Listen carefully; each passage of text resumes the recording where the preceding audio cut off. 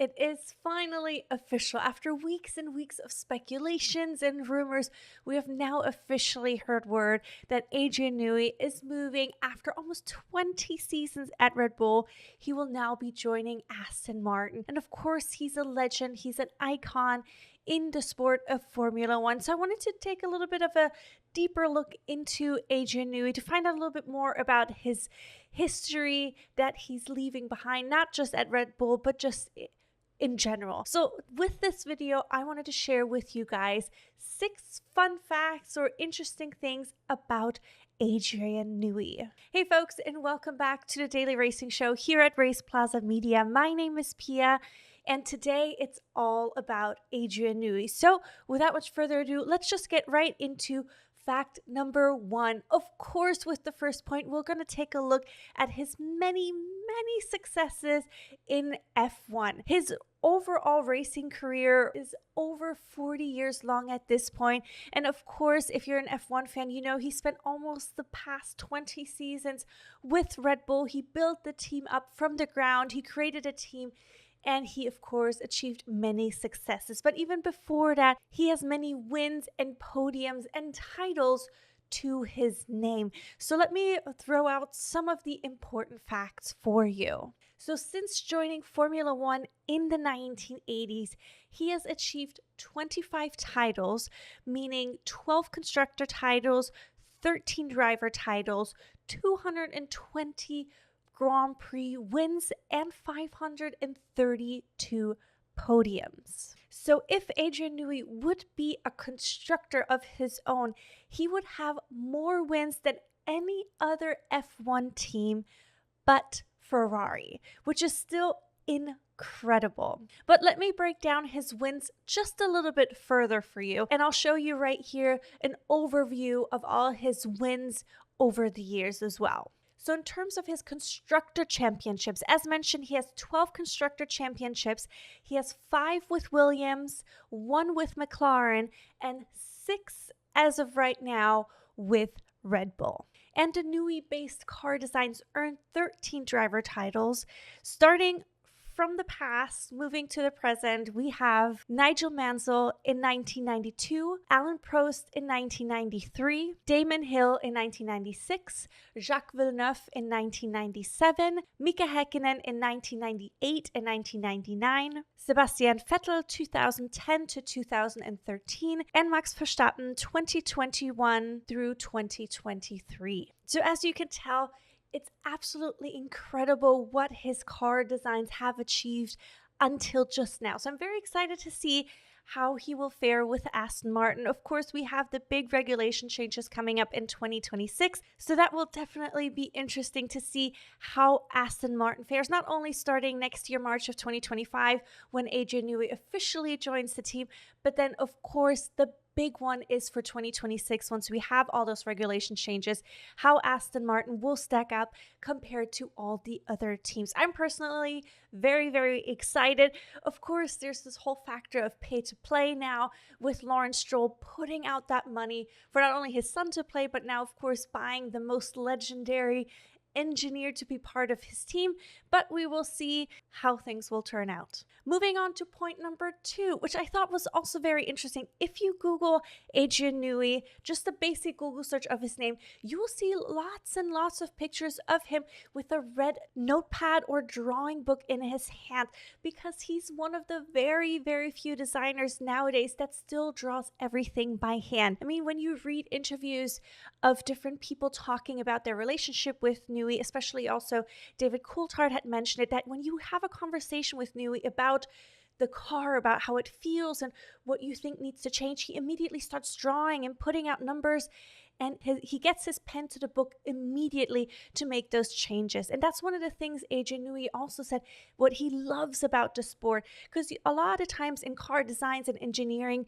you won't see your results in years from now, but in F1 it's almost immediate. You can see your results, the things that you've drawn up, the math that you've done, you can see the results or it being implemented sometimes within hours, if not within a couple of days, weeks, or even months. So he's one of the few people who always still draws. Christian Horner also said that he's one of the only people who still uses the big drawing board in their Red Bull factory. And that's one of the things that Adrian Newey said it's also very important for him because he's not necessarily very tech savvy. He didn't grow up, of course, with the computer programs of designing. So for him, his language is drawing by hand. And if he would do it on the computer, it would take too long for him to want to learn the language, but also to translate his thoughts into what the computer needs for him in terms of input. So that's why he still draws by hand. And he said that was one of the exciting things also about joining the Red Bull team when they were building it up. He put a team together, so he was able to delegate a lot of the work that he needs to do so he can focus almost 50% of his time on drawing and designing to make the car better. And of course, over the years, he's not only designed cars for Formula One, but also for other motorsports.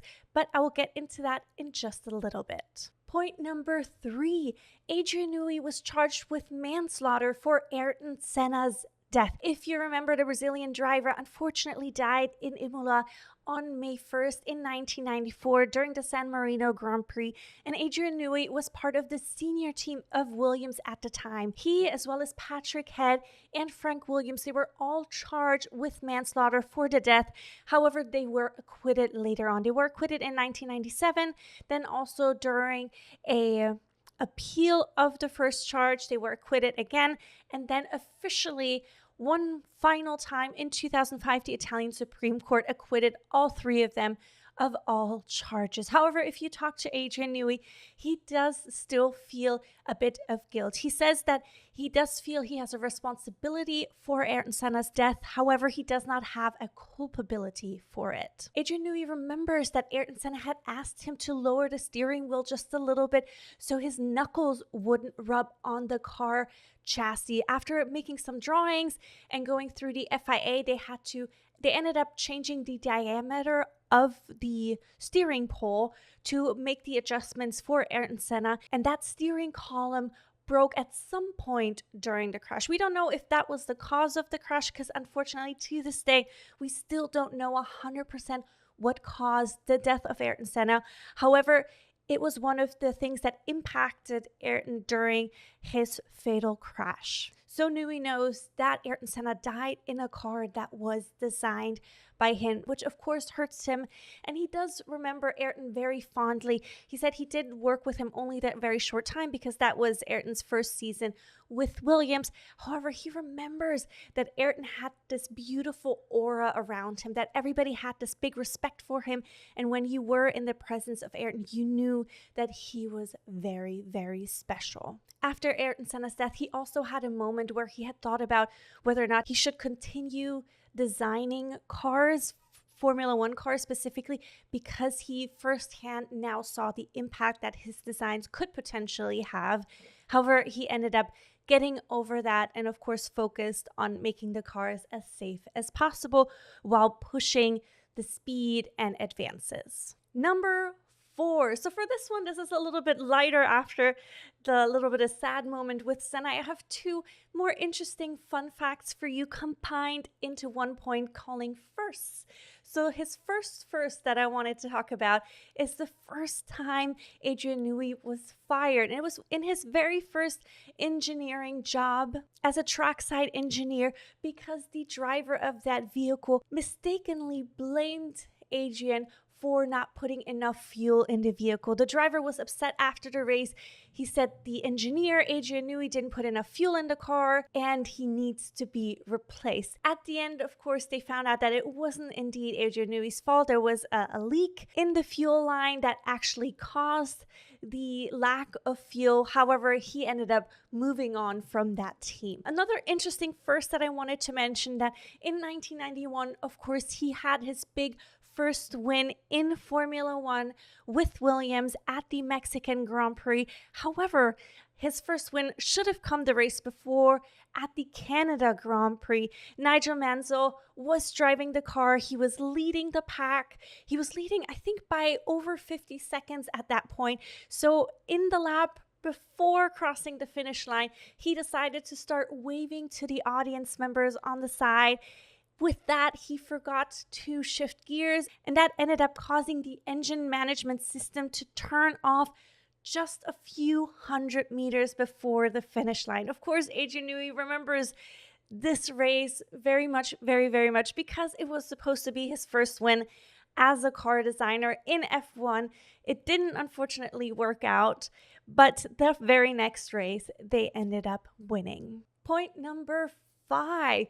Of course, him being a car designer, he has a vast car collection, and he's also a race car driver. Unfortunately, his career in terms of racing has not been the most successful. If you Google him or look him up on YouTube, there are more than just a few crash videos of Adrian Newey, unfortunately, including at the Le Mans Legends Cup in 2006. He crashed the Ford GT40. Luckily, he only came out with just a cut on his finger, which was very lucky. However, he did also have success in racing, including competing at the 24-hour race at Le Mans with AF Course. In 2007, he drove their Ferrari F430, and he ended up coming in 22nd overall and 4th in his category. And then the big collector item that I, of course, want to mention, in 2010, Adrian Newey was gifted by Red Bull a RB5, and he was able to drive it at the 2010 Goodwood Festival of Speed. Point number 6. Of course, Adrian Newey didn't only have success in F1, but he also designed cars outside of Formula, especially early on in his career. He started off in the 1980s. He, of course, went to school, he graduated, and immediately after, he joined the Fittipaldi F1 team.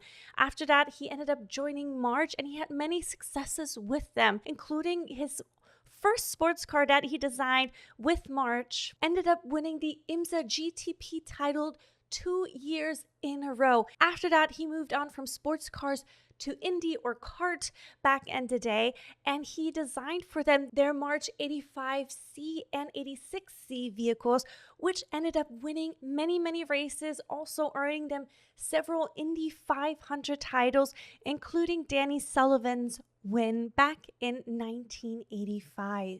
More recently, he famously designed the Aston Martin Valkyrie vehicle. It's a street legal car, a road legal car with F1 technology, with a steep price tag of around 2.5 to 3 million pounds. And one of the proud owners of the vehicle is, of course, Fernando Alonso. There are only 150 Aston Martin Valkyries created, so it will be tough for any one of us to get our hands on one of those. And you will also be able to see Newey's Valkyrie at the 2025 Le Mans race. So next year at Le Mans, it will be competing. Outside of that, he also famously has been working on the RB17. It started off as a lockdown project, of course, during COVID. It's a vehicle with no rules. It's not going to be street legal.